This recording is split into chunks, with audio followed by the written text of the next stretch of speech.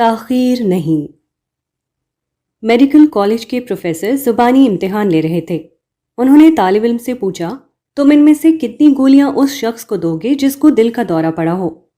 طالب علم نے جواب دیا 4۔ 1 منٹ بعد طالب علم نے دوبارہ کہا، پروفیسر کیا میں اپنا جواب بدل سکتا ہوں؟ پروفیسر نے کہا، ہاں ضرور۔ اس کے بعد پروفیسر نے اپنی گھڑی دیکھتے ہوئے کہا، مگر مجھے افسوس ہے کہ تمہارا مریض 40 سیکنڈ پہلے مر چکا ہے۔ The medical college professor was giving an oral examination. How many of these pills, he asked, would you give a man who had a heart attack? 4, replied the student. A minute later, he piped up, Professor, can I change my answer? Yes, you can, by all means, said the professor, looking at his watch. But regrettably, your patient has already been dead for 40 seconds. ایک شخص جس کو دل کا دورہ پڑا ہو وہ نہایت نازک حالت میں ہوتا ہے۔ اس کو فوری طور پر دوا کی بھرپور خوراک دینا انتہائی ضروری ہے۔ اگر اس کو فوری طور پر بھرپور دوا نہ ملے تو اگلے لمحے کا تقاضا صرف یہ ہوگا کہ اس آدمی کو ڈاکٹر کے بجائے گورکھن کے حوالے کیا جائے۔ یہی معاملہ انسانی زندگی کا بھی ہے۔ بعض معاملات اتنے نازک ہوتے ہیں کہ وہ بلا تاخیر درست کارروائی کا تقاضا کرتے ہیں۔ ایسے معاملات میں آدمی کو فی الفور قطعی فیصلہ لینا پڑتا ہے۔ اگر آدمی فوراً بھرپور فیصلہ نہ لے سکے تو وہ یقینی طور پر ناکام رہے گا۔ اگلا لمحہ جو اس پر آئے گا وہ صرف اس کی حسرت میں اضافہ کرنے کے لیے ہوگا، نہ کہ اس کی کامیابی کے باب کو مکمل کرنے کے لیے۔ زندگی کے سفر کی مثال ٹرین کے سفر کی ہے۔ ٹرین ہمیشہ مقرر وقت پر اسٹیشن پر آتی ہے اور چند منٹ رک کر دوبارہ آگے کے لیے روانہ ہو جاتی ہے۔ ایسی حالت میں صرف وہی شخص ٹرین میں اپنی جگہ پا سکتا ہے جو ضروری تیاری کے ساتھ ٹھیک وقت پر پلیٹ فارم پر موجود ہو، ورنہ ٹرین آئے گی اور اس کو لیے بغیر آگے چلی جائے گی۔ اسی طرح مواقع ہمیشہ اپنے وقت پر آتے ہیں، مگر مواقع کسی کے لیے ترقی کا زینہ بن جاتے ہیں اور کسی کے لیے محرومی کا اعلان۔ ناموافق حالات ترقی کا زینہ بن گئے۔ ایک ملا جی دہلی کی ایک مسجد میں امام تھے۔ امامت کے علاوہ ان کی ذمہ داری یہ بھی تھی کہ وہ روزانہ قرآن کا درس دیں۔ ان تمام خدمات کا معاوضہ تھا ماہانہ 25 روپے تنخواہ، مسجد میں ایک حجرہ اور 2 وقت کا کھانا۔ نوجوان ملا جی اس مختصر معاوضے پر قانع ہونے کے لیے تیار تھے۔ ان کا خیال تھا کہ یہ مسجد میرے لیے کم از کم ایک ٹھکانہ تو ہے، یہاں رہ کر میں اپنے بچے کی تعلیم پوری کرا لوں گا، میں نہیں تو میرا بچہ مستقبل میں بہتر معاشی زندگی حاصل کر لے گا۔ مگر مسجد کے لوگوں کا سلوک ان کے ساتھ اچھا نہ تھا۔ ہر نمازی ان کو اپنا ملازم سمجھتا، ذرا ذرا سی بات میں ہر آدمی ان کے اوپر برس پڑتا اور ان کو ذلیل کرتا۔ کوئی فرش کے لیے، کوئی جھاڑو کے لیے، کوئی لوٹے کے لیے، کوئی کسی اور چیز کے لیے ان پر بگڑتا رہتا۔ وہ معاشی تنگی برداشت کر سکتے تھے، مگر ذلت ان کے لیے برداشت سے باہر تھی۔ بالآخر انہوں نے ایک نیا فیصلہ کیا۔ انہوں نے طے کیا کہ مجھے اپنی زندگی کو مستقل طور پر مسجد سے وابستہ نہیں رکھنا ہے، بلکہ اپنے لیے کوئی دوسرا کام پیدا کرنا ہے۔ تاہم فوری طور پر مسجد چھوڑنا بھی برا تھا، کیونکہ مسجد کی امامت چھوڑنے کے بعد مسجد کا حجرہ ان سے چھن جاتا اور شہر میں دوسری جگہ حاصل کرنا ان کے لیے ممکن نہ تھا۔ انہوں نے مسجد کی امامت کرتے ہوئے شہر کے میڈیکل کالج میں داخلہ لے لیا اور خاموشی کے ساتھ طب کی تعلیم حاصل کرنے لگے۔ طبی تعلیم کی تکمیل میں ان کو 5 سال لگ گئے۔ اس دوران میں وہ مسجد کے لوگوں کے برے سلوک کو پہلے سے بھی زیادہ خوش اسلوبی کے ساتھ برداشت کرتے رہے۔ نئے فیصلے میں کامیاب ہونے کے لیے ضروری تھا کہ وہ صبر کریں۔ ذلت کی زندگی سے نکلنے ہی کی خاطر ذلت کی زندگی کو چند سال اور برداشت کریں۔ بالآخر وہ وقت آیا کہ انہوں نے میڈیکل کالج سے ڈاکٹری کی سند حاصل کر لی۔ اب انہوں نے مسجد والوں کا شکریہ ادا کرتے ہوئے امامت سے استعفیٰ دے دیا اور شہر کے ایک محلے میں ایک جگہ کرائے پر لے کر اپنا مکتب کھول لیا۔ ان کی زندگی کے تلخ تجربات اور مستقبل کی خاطر ان کی طویل جدوجہد نے ان کو بہت کچھ سکھا دیا تھا۔ انہوں نے نہایت محنت اور ہوشیاری کے ساتھ اپنا مکتب چلایا۔ صرف 6 ماہ بعد ان کی آمدنی اتنی ہو گئی کہ ایک مکان لے کر وہ بچوں کے ساتھ بفراغت رہنے لگے۔ 1 سال کے بعد انہیں مقامی طبی کالج میں لیکچرر کی جگہ بھی مل گئی۔ اس طرح ان کی معاشی زندگی میں مزید استحکام پیدا ہو گیا۔ کل کے ملا جی اب ڈاکٹر صاحب بن کر زندگی گزار رہے ہیں، ان کو عزت بھی حاصل ہے اور معاشی فارغ البالی بھی۔ زندگی کے ناموافق حالات زندگی کے نئے زینے ہوتے ہیں جن کو استعمال کر کے آدمی آگے بڑھ سکتا ہے، بشرط یہ کہ وہ ناموافق حالات سے نفرت اور شکایت کا سبق نہ لے، بلکہ مثبت ذہن کے تحت اپنے لیے نیا مستقبل بنانے میں لگ جائے۔ بہتر منصوبہ بندی سے ہندوستانی بحریہ کے سابق چیف ایڈمرل S.N. کوہلی نے نئی دہلی کی ایک تقریر میں کہا کہ کامیابی تمام تر ایک ذہنی چیز ہے۔ اگر آپ کے اندر ارادہ ہے تو آپ اپنے مقصد کی تکمیل کے راستے پا لیں گے، اور اگر ارادہ نہیں ہے تو آپ یہ کہہ کر بیٹھ جائیں گے کہ یہ نہیں ہو سکتا۔ انہوں نے مثال دیتے ہوئے کہا کہ ہندو پاک جنگ دسمبر 1971 میں ہندوستانی بحریہ کے پاس جو جنگی جہاز تھے وہ بنیادی طور پر دفاعی کارکردگی یعنی ڈیفینسو رول کے لیے بنائے گئے تھے، مگر انہی جہازوں کو ہم نے اقدامی کارروائی کے لیے استعمال کیا۔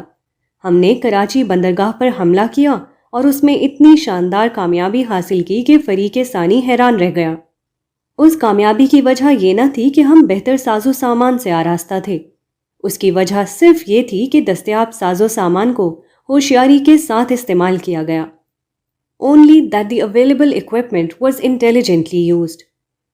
ایڈمرل کوہلی نے جو اصول بتایا وہی اصول فرد کے لیے بھی ہے اور وہی قوم کے لیے بھی۔ کامیابی کا راز ہمیشہ یہ ہوتا ہے کہ آدمی کے اندر اپنے مقصد کے حصول کا پختہ ارادہ ہو اور اس کے بعد وہ یہ کرے کہ اس کے پاس جو وسائل موجود ہیں ان کو پوری احتیاط اور ہوشیاری کے ساتھ اپنے مقصد کو بروئے کار لانے میں لگا دے۔ انسان کی ناکامی کا راز بیشتر حالات میں یہ نہیں ہوتا کہ اس کے پاس وسائل نہ تھے، بلکہ یہ ہوتا ہے کہ وہ اپنے ممکن وسائل کو صحیح طور پر استعمال نہ کر سکا۔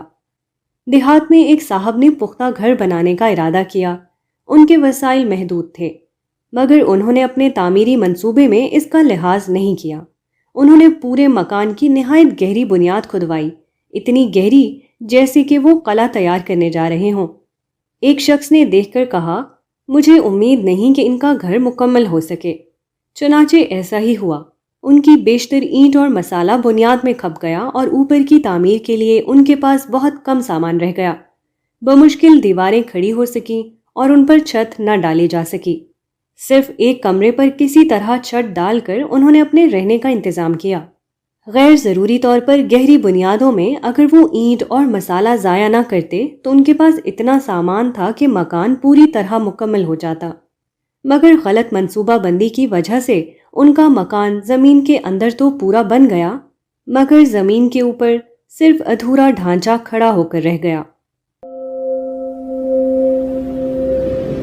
ناکامی کا سبب۔ لاس اینجلس میں ہونے والے اولمپک گیمز جولائی تا اگست 1984 میں ہندوستان سے حصہ لینے والوں کا جو دستہ گیا تھا اس میں کل 62 افراد تھے۔ کھیل کے خاتمے پر یہ لوگ واپس ہو کر 16 اگست 1984 کو نئی دہلی پہنچے تو ہوائی اڈے پر ان کا زیادہ پرجوش استقبال نہیں ہوا۔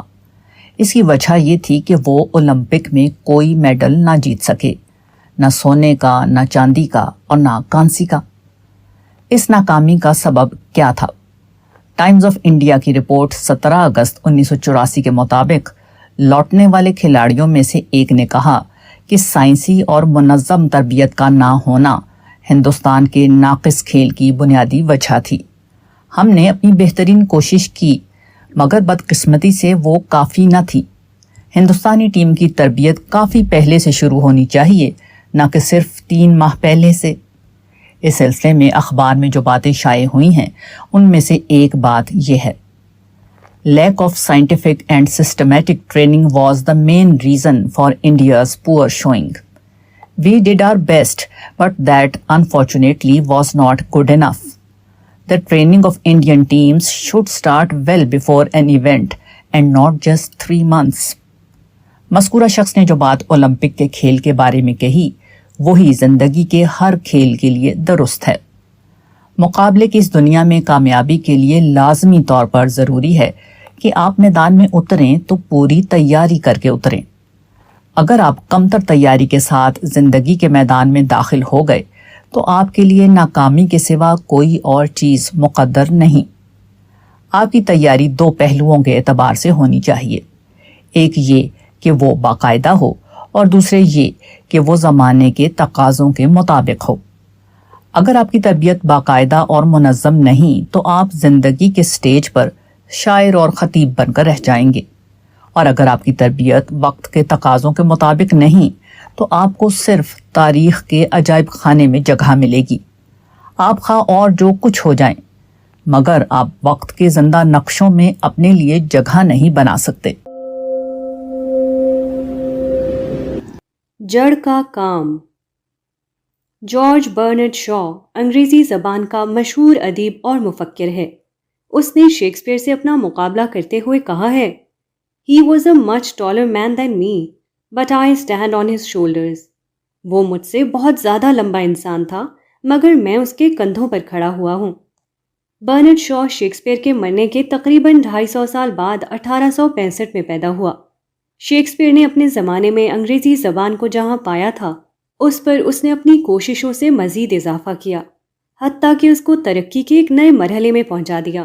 شیکسپیئر کے بعد سینکڑوں اہل قلم پیدا ہوئے جو اس کو مزید آگے بڑھاتے رہے، یہاں تک کہ زبان اس اعلیٰ ترقی یافتہ مرحلے تک پہنچ گئی جہاں سے برنارڈ شاء کو موقع ملا کہ وہ اپنی قلمی جدوجہد کا آغاز کرے۔ برنارڈ شاء کے پیش رو نے اگر اس کے لیے کندھا فراہم نہ کیا ہوتا تو برنارڈ شاء کے لیے ناممکن تھا کہ وہ ادبی ترقی کے اس بلند مقام پر پہنچے جہاں وہ اپنی کوششوں سے پہنچا۔ یہی اصول زندگی کے تمام معاملات میں جاری ہے۔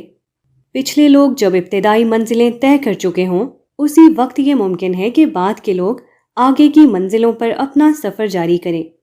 اگر پچھلے لوگوں نے اپنے حصے کا کام نہ کیا ہو تو آگے آنے والوں کو آگے کے بجائے پیچھے سے اپنا سفر شروع کرنا پڑے گا، کیونکہ سفر ہمیشہ وہاں سے شروع ہوتا ہے جہاں آپ کھڑے ہوئے ہوں، نہ کہ وہاں سے جہاں آپ پہنچنا چاہتے ہیں۔ جس مکان کے نیچے کی دیواریں ابھی تیار نہ ہوئی ہوں اس مکان کی بالائی منزلیں کس چیز کے اوپر کھڑی کی جائیں گی؟ جو قوم ایک ایسے ماضی کی وارث ہو جس نے وراثت میں اپنی اگلی نسلوں کو صرف رومانی شاعری اور پرجوش تقریریں دی ہوں، جو غیر پختہ اقدامات کے نتیجے میں بربادیوں سے دوچار ہوتی رہی ہو، جو جذباتی خوش فہمیوں کی غذا کھاتے کھاتے حقیقت پسندی کا مزاج کھو بیٹھی ہو، جس نے ابتدائی استحکام سے پہلے سیاست بازی میں پڑھ کر اپنے مواقع کو ضائع کیا ہو، جو اپنی ہنگامہ آرائیوں کی وجہ سے تعلیم، صنعت، تجارت اور زمانی شعور میں تمام قوموں سے پیچھے ہو گئی ہو، جو مطالباتی مہموں اور احتجاجی سیاست میں یہ بھول گئی ہو کہ مانگنے سے پہلے منوانے کی طاقت پیدا کرنا ضروری ہے۔ ایسی پچھڑی ہوئی قوم کی اگلی نسلیں آگے کی منزل سے اپنا سفر شروع نہیں کر سکتی، ان کو لا محالہ وہاں سے چلنا پڑے گا جہاں سے ان کے باپ دادا نے اپنا راستہ چھوڑا تھا۔ ایسے لوگ اگر دوبارہ لفظوں کی اسی بہادری میں مشغول ہو جائیں جس میں ان کے پیش رو مشغول تھے تو یہ صرف اس وقت کو مزید ضائع کرنے کے ہم مانی ہوگا جس کو ان کے باپ دادا بہت بڑی مقدار میں ضائع کر چکے ہیں۔ عملی نتیجہ صرف عملی کاموں کے ذریعے پیدا کیا جا سکتا ہے۔ الفاظ کی کھیتی سے عمل کی فصل کاٹی نہیں جا سکتی۔ قدرت کو ایک درخت اگانا ہو تو وہ بیج سے اپنا عمل شروع کرتی ہے۔ یہ قدرت کی طرف سے انسان کے لیے ایک خاموش سبق ہے۔ بیج سے چل کر کوئی بھی شخص درخت تک پہنچ سکتا ہے، مگر درخت سے چل کر درخت تک پہنچنا چاہیں تو ایسا واقعہ اس زمین پر کبھی نہیں ہوگا۔ الٹا احرام۔ دہلی کی سب سے اونچی عمارت وکاس مینار ہے۔ جب یہ عمارت بنی اور اخبار میں اس کی خبر چھپی تو خبر کا پہلا لفظ یہ تھا، شہر کی 21 منزلہ عمارت تیار ہو گئی۔ ظاہر ہے کہ عمارت اس طرح نہیں بنی کہ اس کی 21ویں منزل سب سے پہلے بن کر کھڑی ہو گئی ہو۔ عمارت کی تعمیر کا کام اس کی بنیاد سے شروع ہوا، پھر ہوتے ہوتے کئی سال میں اوپری منزل تک پہنچا، مگر خبر کی ترتیب میں 21ویں منزل کا لفظ سب سے پہلے تھا۔ اخباروں میں خبر مرتب کرنے کا یہی طریقہ رائج ہے۔ اس طریقے کو صحافتی اصطلاح میں مثلث معکوس یا الٹا احرام کہتے ہیں، یعنی خبر کو اس کی اصلی ترتیب کے ساتھ بیان کرنے کے بجائے الٹی ترتیب کے ساتھ بیان کرنا۔ کوئی واقعہ جو ہماری زندگی میں پیش آتا ہے وہ ایک فطری ترتیب سے پیش آتا ہے۔ اس کی ایک ابتدا ہوتی ہے، پھر درمیانی اجزاء سامنے آتے ہیں، اس کے بعد اس کا آخری اور انتہائی جز وقوع میں آتا ہے۔ یہ واقعے کی فطری ترتیب ہے، مگر اخباری رپورٹر کو معاملے کی واقعاتی ترتیب سے دلچسپی نہیں ہوتی۔ اس کے پیش نظر صرف یہ ہوتا ہے کہ فوراً کوئی بڑی سی بات کہہ کر قارئین کی توجہ اپنی طرف مائل کر لے۔ اسی لیے جب وہ خبر کو مرتب کرتا ہے تو وہ اس کی ترتیب کو الٹ دیتا ہے۔ اصل واقعے کا جو جز بالکل آخر میں پیش آیا تھا اس کو وہ آغاز میں رکھ دیتا ہے اور اس کے بعد پوری خبر بیان کرتا ہے۔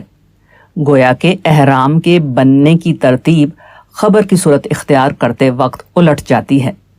اخباری رپورٹر ایسا اس لیے کرتا ہے تاکہ وہ پہلے ہی مرحلے میں ناظرین کی توجہ اپنی طرف کھینچ سکے۔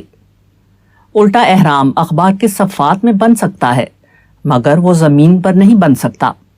اسی طرح ملت کے مستقبل کا قلعہ بھی الٹی سمت سے صرف الفاظ کی دنیا میں کھڑا کیا جا سکتا ہے، وہ حقیقت کی دنیا میں وجود میں نہیں آ سکتا۔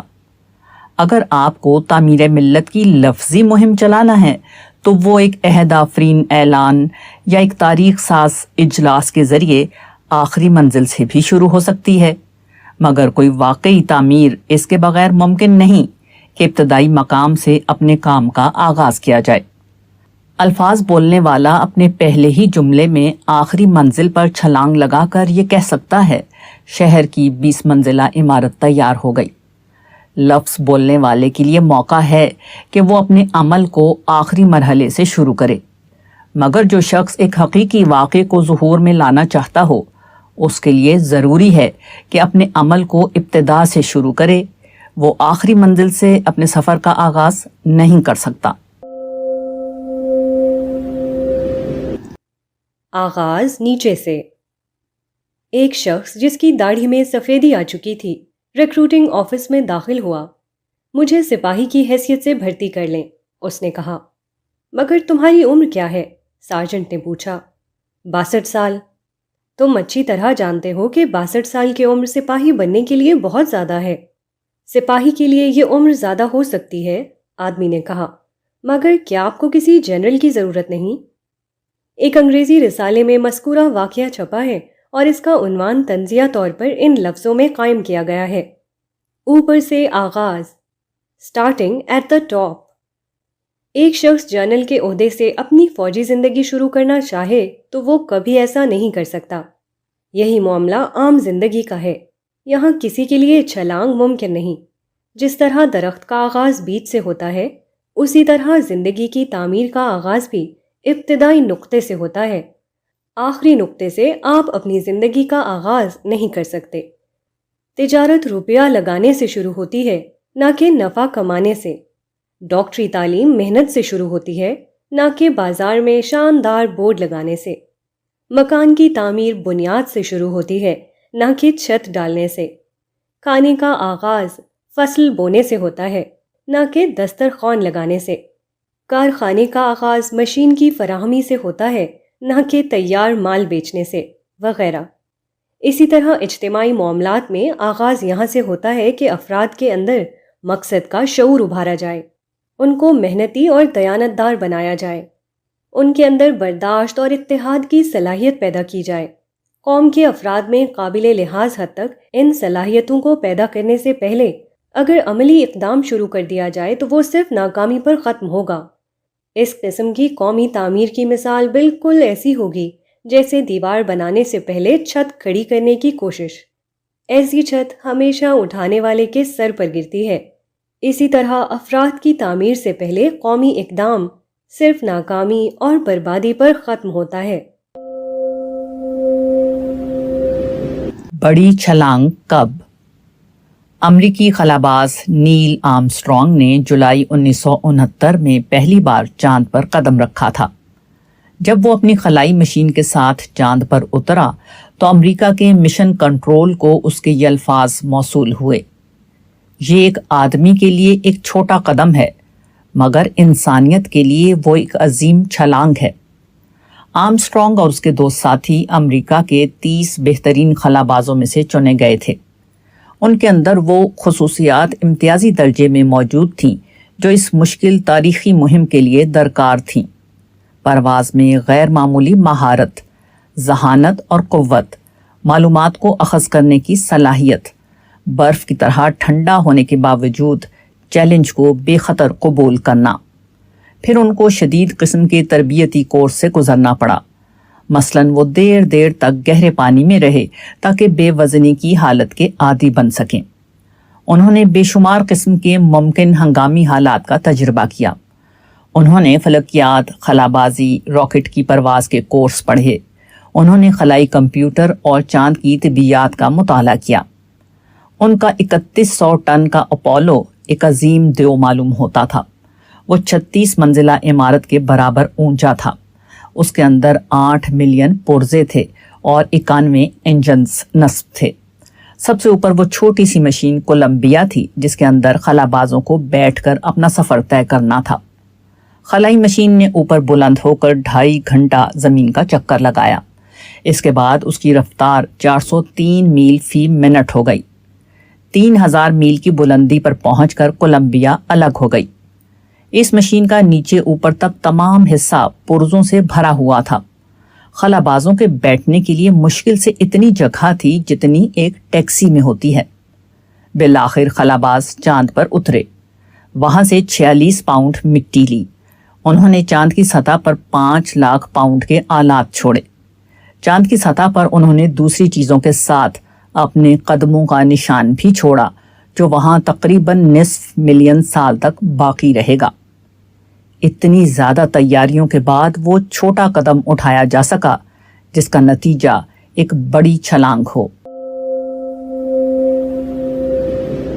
ابتدائی تیاری۔ ٹیکسٹائل انڈسٹری میں ایک اصطلاح استعمال کی جاتی ہے جس کو پیش کی عمل یعنی پری ٹریٹمنٹ کہتے ہیں۔ اس کا مطلب یہ ہے کہ ابتدائی کپڑے کو ضروری کارروائیوں سے اس قابل بنانا کہ وہ اگلے مرحلے کے عمل کو قبول کر سکے۔ کپڑے کو اگر رنگنا ہے تو ضروری ہے کہ پہلے اس کی صفائی کی جائے، اس کو اس قابل بنایا جائے کہ وہ رنگ کو پوری طرح پکڑ سکے۔ اگر وہ بخوبی طور پر صاف نہ ہو یا رنگ کو جذب کرنے کی صلاحیت اس کے اندر پیدا نہ کی گئی ہو تو رنگ اس پر اچھی طرح ظاہر نہیں ہو سکتا۔ اندازہ کیا گیا ہے کہ رنگے ہوئے کپڑوں کے 70% نقائص صرف اس لیے ہوتے ہیں کہ ان پر پیش کی عمل ٹھیک طور پر نہیں کیا گیا تھا۔ پیش کی تیاری کا یہ اصول انسانی معاملات کے لیے بھی اتنا ہی اہم ہے جتنا کہ کپڑے کے معاملے کے لیے ہے۔ اگر ہم اپنے اقدام کا اچھا نتیجہ دیکھنا چاہتے ہیں تو ضروری ہے کہ اقدام سے پہلے متعلقہ تیاریاں بھی ضرور مکمل کر لیں۔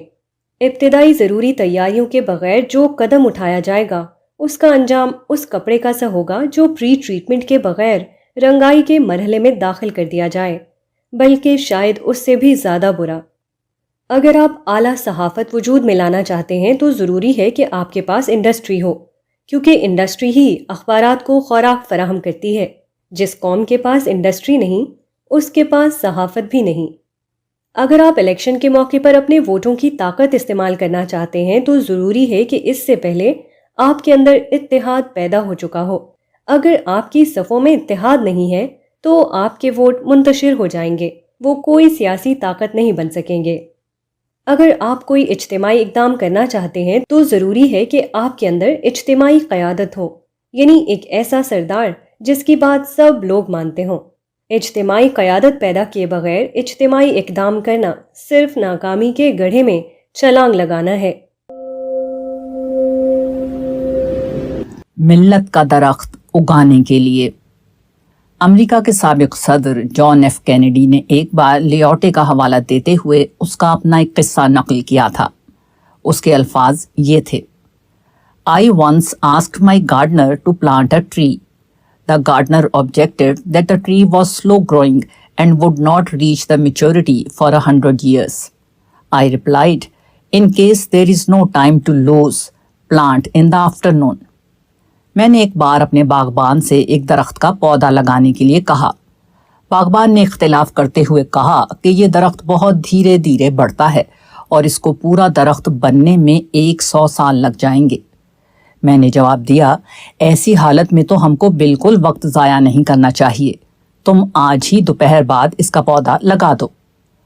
ملت کی تعمیر و ترقی ایک طویل المدت منصوبہ ہے۔ فرد اور اجتماع کی سطح پر بے شمار اسباب فراہم کرنے کے بعد وہ وقت آتا ہے جبکہ ملت اپنی پوری شان کے ساتھ زندہ ہو اور وہ ایک طاقتور قوم کی حیثیت سے زمین پر اپنی جگہ حاصل کرے۔ مگر جب اس قسم کا منصوبہ پیش کیا جاتا ہے تو کہنے والے فوراً کہہ دیتے ہیں، یہ تو بڑا لمبا منصوبہ ہے، اس کو پورا ہونے میں 100 سال لگ جائیں گے۔ ایسے لوگوں کو ہمارا جواب صرف ایک ہے، جب ایسا ہے تو ہمیں ایک لمحے کے لیے بھی اپنا وقت کھونا نہیں چاہیے۔ ہم کو چاہیے کہ ہم آج ہی پہلی فرصت میں اپنا درخت نصب کر دیں۔ ایک طاقتور درخت ہمیشہ 100 سال ہی میں تیار ہوتا ہے، اس لیے جو شخص طاقتور درخت کا مالک بننا چاہتا ہو اس کے لیے 100 سالہ باغبانی کے سوا کوئی چارہ نہیں۔ اگر وہ ایسا کرنے کے بجائے سڑکوں پر نکل کر درخت ستیہ گرہ شروع کر دے یا کسی میدان میں جمع ہو کر باغ ملت زندہ باد کے نعرے لگانے لگے تو یہ ایک احمقانہ حرکت ہوگی جس سے نہ کوئی درخت اگے گا اور نہ وہ باغ والا بنے گا۔ اس کا واحد انجام صرف یہ ہے کہ وہ اس وقت کو مزید ضائع کر دے جو درخت اگانے کے لیے اس کو قدرت کی طرف سے حاصل تھا۔ آپ کے پاس مکان نہ ہو اور آپ سڑک پر کھڑے ہو کر پھل جھڑی چھوڑنے لگیں تو اس سے آپ شہر میں ایک مکان کے مالک نہیں بن جائیں گے۔ اسی طرح ملت کا نام لے کر کچھ لوگ سیاسی شعبدے بازی کرنے لگیں تو اس قسم کے شعبدوں سے ایسا نہیں ہو سکتا کہ زمین پر ملت کا قلعہ کھڑا ہو جائے۔ اشعار کی دنیا میں صرف تک بندیوں کے ذریعے بڑے بڑے انقلاب لائے جا سکتے ہیں۔ ایک خطیب اپنے پرجوش الفاظ کے ذریعے آنن فانن ایک پنڈال کو شاندار کامیابیوں کے آسمان پر پہنچا سکتا ہے، مگر ایک حقیقی واقعے کو ظہور میں لانا ایسا صبر آزما کام ہے جو طویل منصوبہ بندی اور مسلسل جد و جہد کے بغیر ممکن نہیں۔ سیڑھی نہ کہ لفٹ۔ موجودہ منزل تک میں سیڑھی سے پہنچا ہوں، نہ کہ لفٹ سے۔ ایک ٹیلر ماسٹر نے کہا، ایک اچھا کوٹ تیار کرنا کوئی آسان کام نہیں ہے۔ کوٹ تیار کرنے کا پورا عمل اتنا پیچیدہ ہے کہ کوئی شخص کافی معلومات اور تجربے کے بغیر اس کو بخوبی طور پر انجام نہیں دے سکتا۔ میں نے اس راہ میں ایک عمر صرف کی ہے، اس کے بعد ہی یہ ممکن ہو سکا ہے کہ میں شہر میں سلائی کی ایک دکان کامیابی کے ساتھ چلا سکوں۔ ٹیلر ماسٹر نے اپنی کہانی بتاتے ہوئے کہا کہ اولاً میں نے ایک ٹیلر ماسٹر کی شاگردی کی۔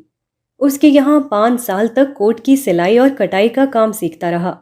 5 سال کی مسلسل محنت کے بعد میں اس قابل ہو گیا کہ میں ایک عام کوٹ سی سکتا تھا۔ مگر جب میں نے اپنی دکان کھول کر کام شروع کیا تو معلوم ہوا کہ ابھی بہت سے مسائل ہیں جن کو حل کرنا باقی ہے۔ ہر آدمی کا جسمانی ڈھانچہ الگ الگ ہوتا ہے اور کسی کوٹ کو پہننے والے شخص کے اپنے ڈھانچے کے مطابق ہونا چاہیے۔ چنانچہ جو کوٹ میں تیار کرتا اکثر اس میں شکایت ہو جاتی، کیونکہ اس میں گاہک کے اپنے جسمانی ڈھانچے کے لحاظ سے کچھ فرق ہو جاتا اور کوٹ صحیح نہ آتا۔ اس تجربے کے بعد میں اس نتیجے پر پہنچا کہ انسانی جسم کی بناوٹ یعنی انیٹمی کے اچھے مطالعے کے بغیر یہ ناممکن ہے کہ میں ایک معیاری کوٹ تیار کر سکوں۔ میں ایک گریجویٹ تھا۔ میں نے باقاعدہ انیٹمی کا مطالعہ شروع کر دیا اور انسانی جسم کی اوپر کی ساخت کے بارے میں پوری معلومات حاصل کی۔ اس مطالعے میں مجھے مزید 5 سال لگ گئے۔ اس طرح 10 سال کی محنت کے بعد یہ ممکن ہوا کہ میں ہر شخص کے جسم سے ٹھیک مطابقت رکھنے والا کوٹ تیار کر سکوں، حتیٰ کہ ان لوگوں کا بھی جن میں کبڑا پن یا اور کوئی جسمانی فرق ہو جاتا ہے۔ ایسے لوگوں کا کوٹ بھی میں اس طرح تیار کر سکتا ہوں کہ کہیں کوئی شکن نہ ہو۔ ہر لحاظ سے ایک موزوں کوٹ تیار کرنے کے لیے بہت سی باتیں بطور خود جاننا پڑتی ہیں، کیونکہ ہر چیز کا ناپ نہیں لیا جا سکتا۔ ایک ٹیلر ماسٹر جسم کے جن حصوں کا ناپ لیتا ہے، اگر اس کا علم اتنا ہی ہو تو وہ کبھی ایک معیاری کوٹ تیار کرنے میں کامیاب نہیں ہو سکتا۔ ٹیلر ماسٹر نے اپنے فن کے بارے میں اس طرح کی اور بھی کئی باتیں بتائیں اور مجھے یوں محسوس ہوا جیسے میں تعمیر ملت کے موضوع پر ایک تجربہ کار آدمی کا لیکچر سن رہا ہوں۔ یہ حقیقت ہے کہ ہمارے جو معاشی اور سماجی مسائل ہیں ان میں وہی طریقہ کارآمد ہے جس سے مذکورہ ٹیلر ماسٹر نے کامیابی حاصل کی، یعنی لفٹ کے بجائے سیڑھی سے چڑھنا۔ زندگی میں کوئی چھلانگ نہیں، یہاں ایسا کوئی بٹن نہیں ہے کہ آپ اس کو دبائیں اور اچانک ایک لفٹ متحرک ہو کر آپ کو اوپر پہنچا دے۔ یہاں تو زینہ با زینہ ہی سفر طے کیا جا سکتا ہے۔ آپ سیڑھی کے ذریعے اپنی زندگی کو کامیاب بنا کر ایک لفٹ خرید سکتے ہیں، مگر لفٹ کے ذریعے اپنی زندگی کو کامیاب نہیں بنا سکتے۔ تنگی میں وسعت۔ ایک آدمی نے شہر میں اینک کی دکان کھولی۔ اینک بیچنے والوں کو اپنے گاہکوں کی سہولت کے لیے آنکھ کے ٹیسٹ کا انتظام بھی کرنا ہوتا ہے تاکہ آدمی ایک ہی جگہ اپنی آنکھوں کی جانچ کرائے اور وہیں سے اینک بھی لے لے۔ مگر اس آدمی کی دکان ٹیسٹ کی ضرورت کے لیے چھوٹی تھی۔ آنکھ کے ٹیسٹ میں دور کی نگاہ جانچنے کے لیے اصولاً 18 فٹ کے فاصلے سے پڑوایا جاتا ہے، جبکہ اس دکان میں صرف اس کے نصف کے بقدر گنجائش تھی، یعنی گاہک کو بٹھانے کی جگہ سے لے کر دیوار تک کا فاصلہ بمشکل 9 فٹ بنتا تھا۔ 9 فٹ کو شیشہ لگا کر 18 فٹ کر لیں گے، دکاندار نے اپنے دوست کے سوال کے جواب میں کہا۔ دوست نے اس سے پوچھا تھا کہ تم اتنی چھوٹی دکان میں آنکھوں کے ٹیسٹ کا انتظام کیسے کرو گے؟ دکاندار نے بتایا کہ پڑھانے والے حروف کا چارٹ جس دیوار پر لٹکا ہو اس کے بالکل سامنے دوسری دیوار پر اگر آئینہ لگا دیا جائے اور ٹیسٹ کرانے والے کو اصل چارٹ کے بجائے آئینے کے عکس میں پڑھوایا جائے تو پڑھنے والے شخص اور پڑھی جانے والی چیز کے درمیان کا فاصلہ خود بخود دگنا ہو جاتا ہے۔ آدمی کی نگاہ پہلے 9 فٹ کا فاصلہ طے کر کے آئینے کو دیکھتی ہے، پھر آئینے کی مدد سے اس کی نگاہ مزید 9 فٹ کا فاصلہ طے کر کے چارٹ تک پہنچتی ہے۔ اس طرح کل 18 فٹ ہو جاتے ہیں۔ دکاندار نے ایسا ہی کیا۔ چھوٹی دکان کے باوجود اس کے یہاں آنکھوں کے ٹیسٹ کا ویسا ہی انتظام ہو گیا جیسا بڑی دکانوں میں ہوتا ہے۔ یہی اصول زندگی کے ہر معاملے میں چسپاں ہوتا ہے۔ آپ کے مواقع اگر کم ہوں، آپ کے لیے پھیلنے کا دائرہ تنگ ہو تو مایوس ہونے کی ضرورت نہیں۔ آپ اپنی عقل کو استعمال کر کے اپنے 9 فٹ کو 18 فٹ بنا سکتے ہیں۔ آپ کا مکان چھوٹا ہو تو 2 منزلہ بنا کر اس کو وسیع کر سکتے ہیں۔ آپ کے پاس سرمایہ کم ہو تو دیانت داری کا ثبوت دے کر اس کی تلافی کر سکتے ہیں۔ آپ کی ڈگری معمولی ہو تو خوش اخلاقی کے ذریعے اس کو زیادہ کارآمد بنا سکتے ہیں۔ لڑ کر آپ کے لیے جیتنے کے مواقع نہیں ہیں تو حکمت کا طریقہ اختیار کر کے اپنے حریف کو قابو میں لا سکتے ہیں۔ سیاسی اقتدار میں آپ کو کم حصہ ملا ہے تو اقتصادی میدان میں ترقی کر کے اپنے آپ کو آگے لے جا سکتے ہیں۔ تعداد کے اعتبار سے اگر آپ اقلیت میں ہیں تو اتحاد اور تنظیم میں اضافہ کر کے آپ اکثریت کی برابری کر سکتے ہیں۔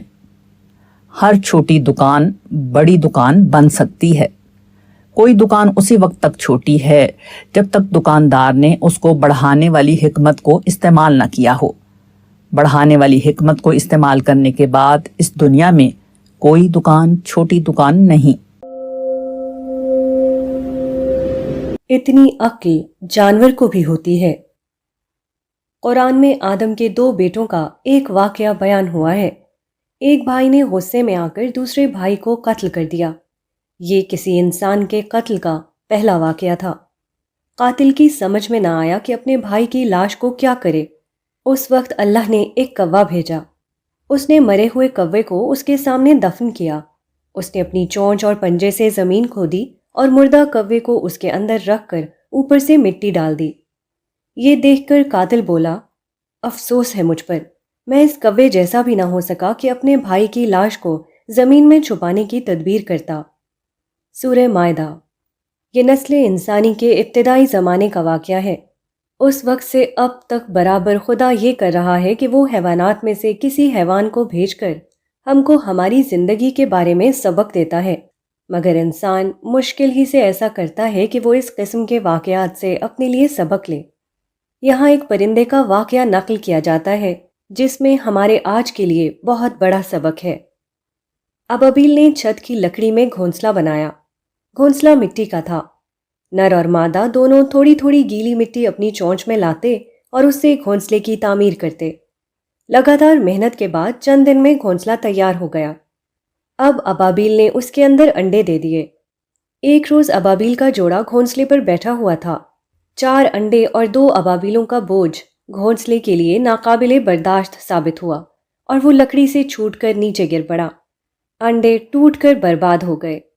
इसके बाद देखने वालों ने देखा कि दोनों अबाबीलें पूरी छत में चारों तरफ उड़ रही हैं। वो छत की लकड़ियों में अपने अगले घोंसले के लिए ज़्यादा महफूज जगह तलाश कर रही थीं। बिलाखिर उन्होंने अपने लिए एक ऐसी जगह पाली जो गैर हमवार होने की वजह से घोंसले को ज़्यादा संभाल सकती थी। पहली बार अबाबीलों ने खाली मिट्टी का घोंसला बनाया था। अब दूसरी बार उन्होंने जो मिट्टी लानी शुरू की उसमें घास मिली हुई थी। पहले तजुर्बे के बाद उन्होंने साफ गारे को नाकाफी पाया तो उन्होंने घास मिले हुए गारे से घोंसला बनाना शुरू किया। गोया पहले अगर खाली मिट्टी थी तो अब आहन बस्ता यानी रीइंफोर्स्ड मिट्टी घोंसले के लिए मुंतखब की गई। नतीजा जाहिर है, दूसरा घोंसला ज़्यादा मजबूत और जमा हुआ था। वो अपनी जगह पर कायम हो गया और उसमें जो अंडे दिए गए वो महफूज रहे, यहाँ तक कि उनमें बच्चे निकल आए। बच्चे अपनी माँ के साथ उड़कर फ़ज़ा में गायब हो गए। ये वाक़या खुर्शीद अहमद बिस्मिल साहब के अपने मकान का है। उन्होंने 19 सितंबर 1979 को अपना मज़कूरा कमरा दिखाया और मुझसे ये वाक़या बयान किया। जानवर की कोशिश अगर पहली बार नाकाम हो जाए तो दूसरी कोशिश से पहले वो ये मालूम करता है कि उसके अमल में कौन सी कमी थी जिसने उसके मंसूबे को नाकाम बना दिया, और फिर ज़्यादा कामिल मंसूबे के तहत दूसरी तामीर करता है। मगर हमारा आशियाना गिरता रहता है और कभी हमको एहसास नहीं होता कि अपनी कमी को मालूम करके ज़्यादा मुस्तहकम तामीर का मंसूबा बनाएं। फर्द की सतह पर एक शख्स बाइसिकल पर सफर कर रहा था। अचानक उसका ब्रेक जाम हो गया। वो उतरकर साइकिल साज के पास गया। मुसाफिर का ख्याल था कि जिस मकाम पर उसका ब्रेक जाम हुआ है, साइकिल साज उसी मकाम पर हाथ लगाकर उसको दुरुस्त करेगा। मगर साइकिल साज ने हथौड़ी ली और बिल्कुल दूसरे मकाम पर ठोंकना शुरू कर दिया। मुसाफिर अभी अपनी हैरत का इजहार भी न कर पाया था कि मिस्त्री ने कहा, बस ठीक है, ले जाइए। अगले लम्हे साइकिल अपने मुसाफिर को लिए दोबारा सड़क पर दौड़ रही थी। यही मामला इंसानी जिंदगी का भी है। अक्सर ऐसा होता है कि आदमी ज़ाहिरी असबाब को देखकर समझ लेता है कि खराबी यहाँ है। वो उसी मकाम पर ठोंक पीट शुरू कर देता है, मगर खराबी दूर नहीं होती। इसी वजह यह है कि खराबी की असल जड़ कहीं और होती है, और जब तक असल जड़ की इस्लाह ना की जाए, खराबी की इस्लाह नहीं हो सकती। मसलन कौम के अंदर इत्तेहाद नहीं है, उसके साथ जुल्म हो रहा है, लोग आपस के इख्तिलाफ में गैरों से मिल जाते हैं, उनकी कोई इज्तिमाई आवाज़ नहीं है, वगैरह।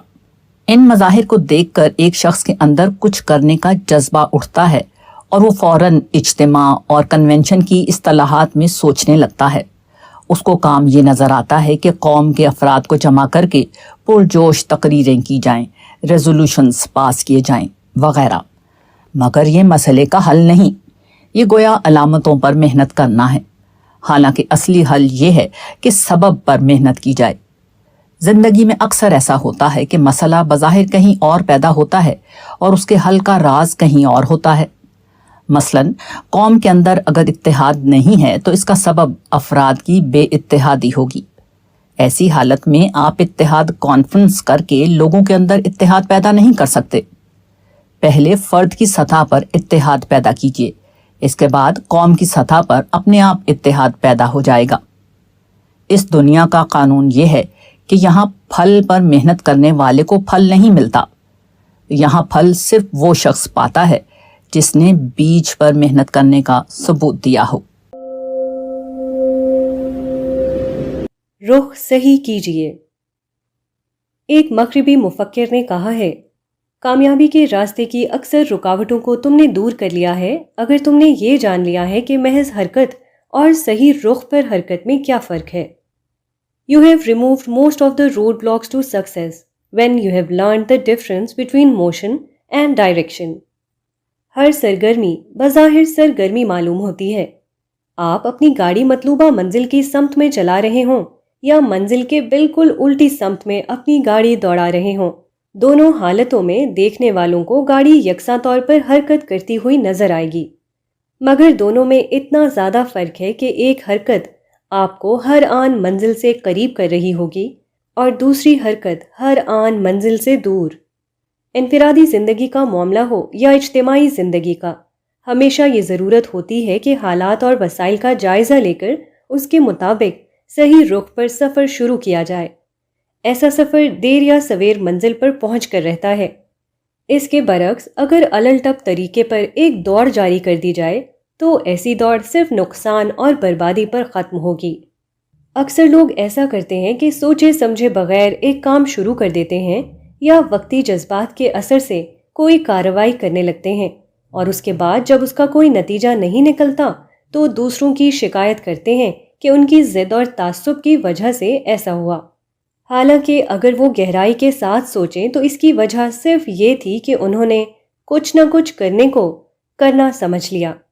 حالانکہ کرنا صرف وہ ہے جو درست طریقے پر اور درست سمت میں کیا جائے، نہ کہ درست اور نادرست کا لحاظ کیے بغیر بس یوں ہی ہاتھ پاؤں چلانا شروع کر دیا جائے۔ اکثر ایسا ہوتا ہے کہ آدمی اپنی ناکامی کے لیے دوسروں کو الزام دیتا ہے، حالانکہ دوسروں کو اس کے خلاف جو موقع ملا وہ اسی لیے ملا کہ اس نے غلط رخ سے اپنا سفر جاری کیا تھا۔ اگر اس نے صحیح رخ سے اپنا سفر شروع کیا ہوتا تو اس کی نوبت ہی نہ آتی کہ کوئی اس کے راستے میں حائل ہو جائے، وہ اس کے کامیابی کے سفر کو ناکامی اور بربادی کا سفر بنا دے۔ بڑا کام کرنے والے۔ دنیا میں ہمیشہ دو قسم کے انسان ہوتے ہیں۔ ایک وہ انسان جس کا حال یہ ہو کہ وہ جو کچھ کرے اس کی قیمت مع اضافے کے وصول کرنا چاہے۔ دوسرا انسان وہ ہے کہ وہ جو کچھ کرے اسے بھول جائے، اسے اپنے کیے کا کوئی معاوضہ نہ ملے تب بھی وہ کوئی شکایت اپنے دل میں نہ لائے۔ اس کی تسکین کا سامان یہ ہو کہ وہ اپنے آپ کو مقصد میں لگائے ہوئے ہے، نہ یہ کہ اس کو اس کے عمل کا فوری معاوضہ مل رہا ہے۔ پہلی قسم کے لوگ بھی انسان ہیں اور دوسری قسم کے لوگ بھی انسان، مگر دونوں میں اتنا زیادہ فرق ہے کہ ظاہری صورت کے سوا دونوں میں کوئی چیز مشترک نہیں۔ پہلی قسم کے لوگ صرف بازار چلاتے ہیں، جبکہ دوسری قسم کے لوگ تاریخ بناتے ہیں۔